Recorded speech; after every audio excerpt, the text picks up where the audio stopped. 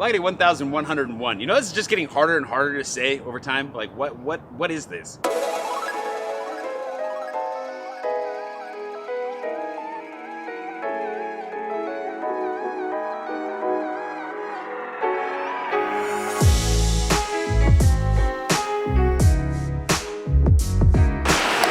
Good morning.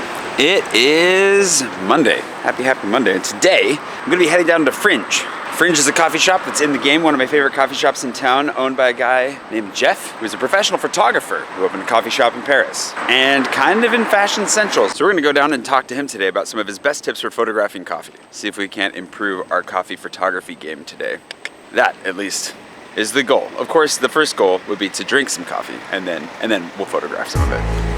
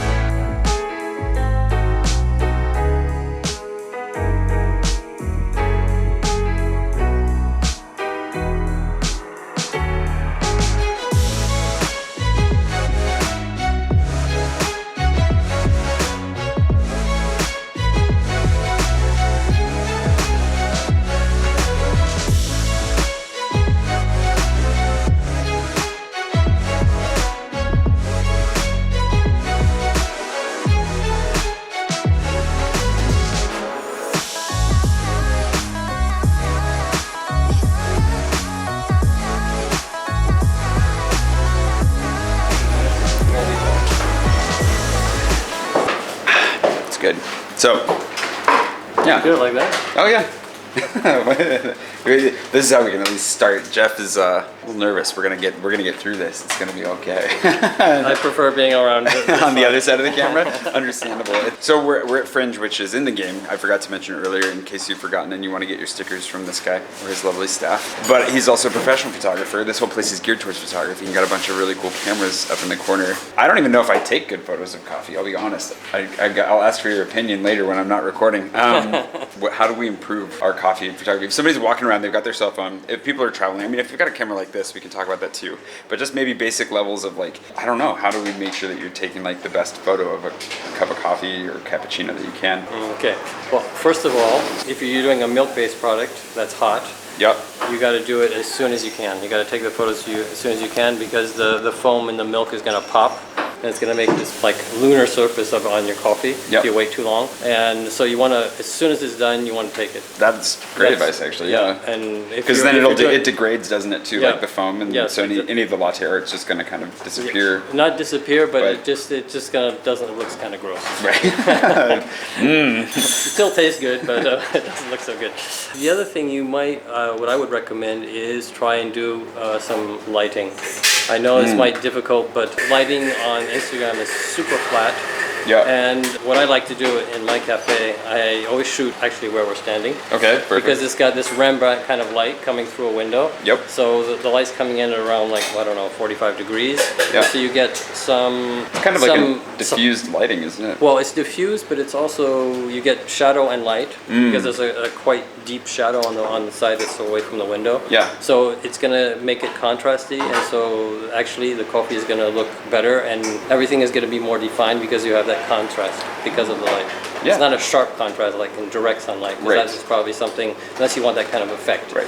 But if you want a soft light through a window, it'll make your coffee photography a lot better. And you've got some huge windows here to do that with. So then, for instance, if you take, because the glass is coming through, but if you look at here, you see the shadow here. Yeah. You have shadow here. You have shadow here, and you have light here.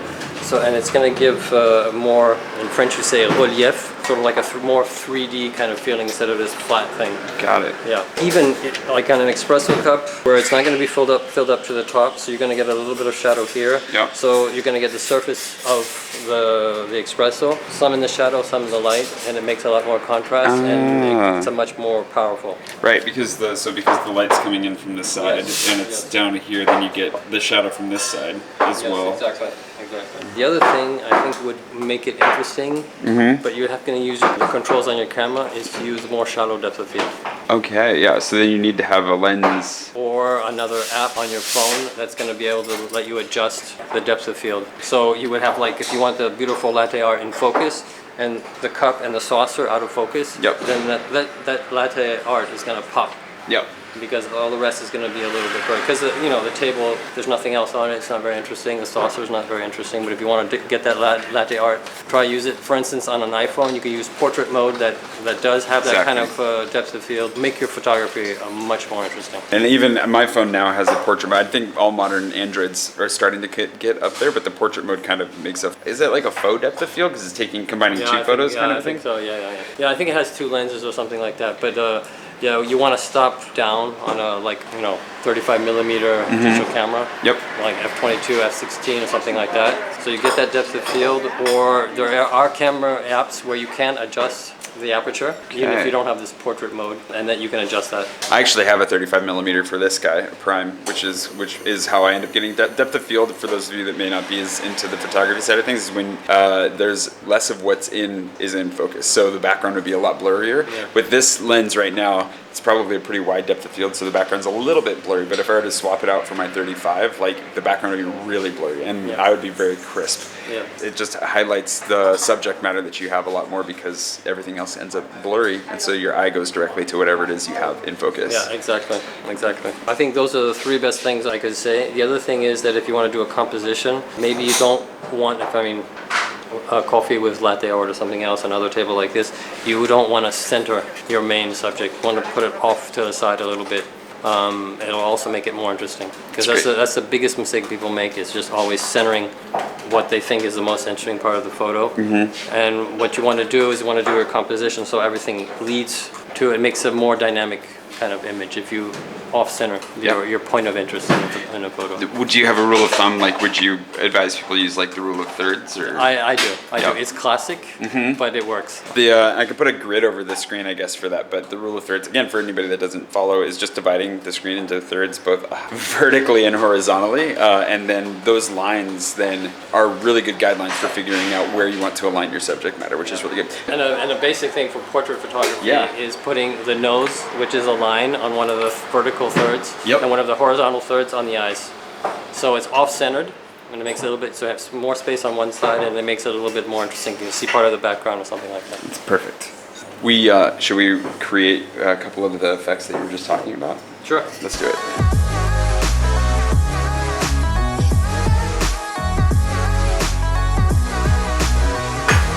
The other tip would be, you got to prepare everything, what you want to shoot. So when the cappuccino does arrive, you just put it in there and then everything's ready, because you're going to take time to find your composition through your screen, and the milk is slowly degrading. So you want to have everything set up if you want to do a sophisticated composition on a table, or even if you just want to have what we're going to do, we're not going to shoot the filter coffee, so we should move it aside so we have a space set. So when the cappuccino does arrive, boom, we can start shooting. Perfect. He's on the ball, man.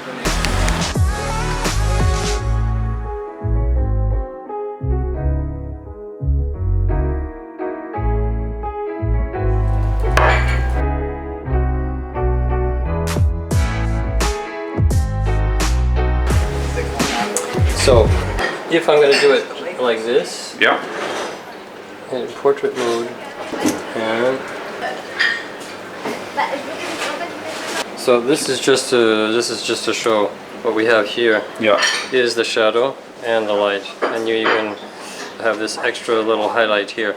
So it makes this contrast, so it makes it a little, I would say, a little bit more interesting than just seeing a completely flat surface. Absolutely. This is also another, because it's a reflective surface, and maybe you can move this out.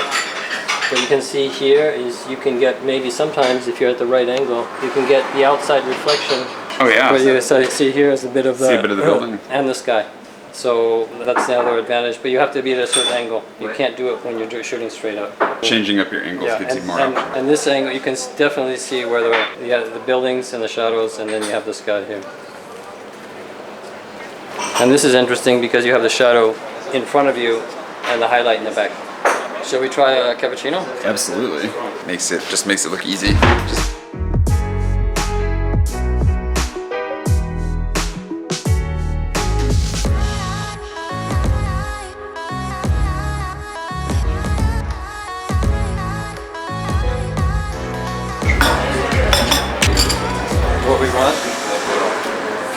And again, as I'm doing these examples, I'm contradicting myself, what I said before, because the interest is in the center of the photo, but if you do it like thirds and put it here like this, you have all this empty space in some cases, or like this, it wouldn't be that interesting because it's too empty, it's not very interesting. So in this case, I'm just centering it.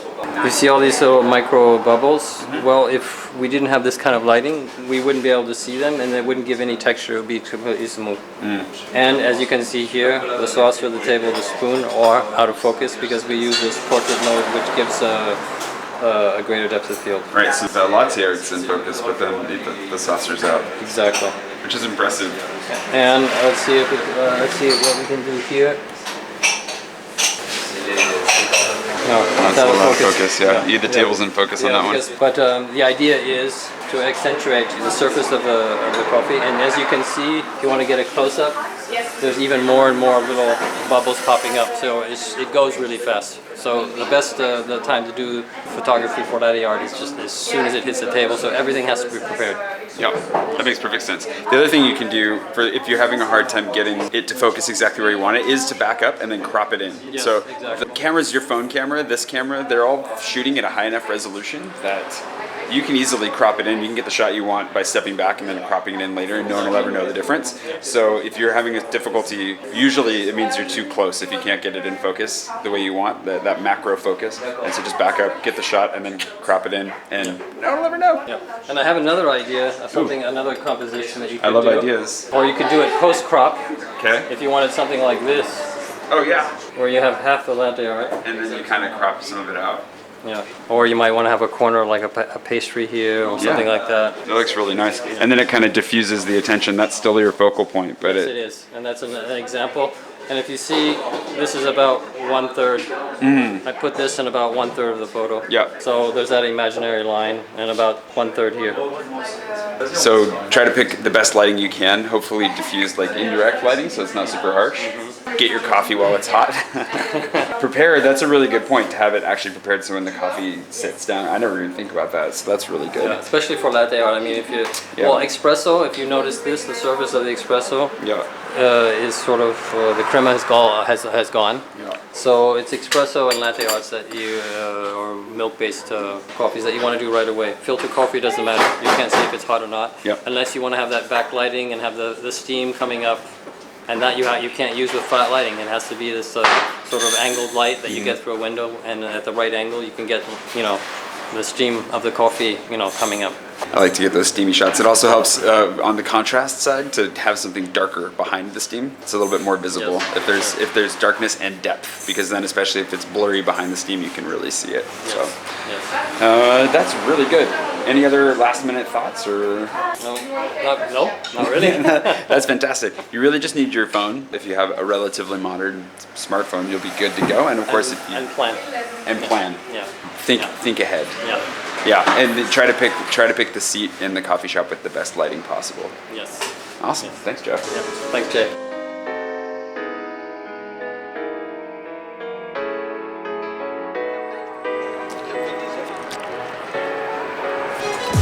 Well, that was great. Talking with Jeff like that got me really excited to take more photos. I really want to spend more time taking photos in the coming months and year. And yeah, I don't know, just talking about like the thought process going into trying to make a great photo thoughtfully instead of just randomly taking them as you go, which is kind of how I live most of my life. It's refreshing. I definitely want to invest more time in my photography in the future. And hopefully you learned something new as well. Maybe you got a little bit of inspiration for your own coffee shots. You can try it at home. You can try it at the Starbucks, wherever it is you end up. Start thinking before you take your photos and plan. That is great. Also, just for another reminder, Jeff's in the game. If you are unfamiliar with the game, the rules, what you can get out of it, the stickers, all of it, travelunlock.com is a place to find it, and go in, say hi to Jeff for me. Let him know you're playing the game. He'll hook you up with a Frank at least, and if you want to grab some extra stickers as well, you can grab those from him too. I actually got some writing done there too, which was really nice. Was able to focus on working on that book about the questionable decisions that I made and risks I took to get me to Paris. So that's something that you're interested in. It's coming along. I'm a solid, I would guess, 20% of the way into it. So we'll see how that goes. But I'm gonna head home, get some more work done, and I think I'm gonna wrap things up from there. So I'll see you bright and early tomorrow morning for yet more delightful Parisian madness in the City of Light. Oh, this is the oncoming bike lane. Whoops.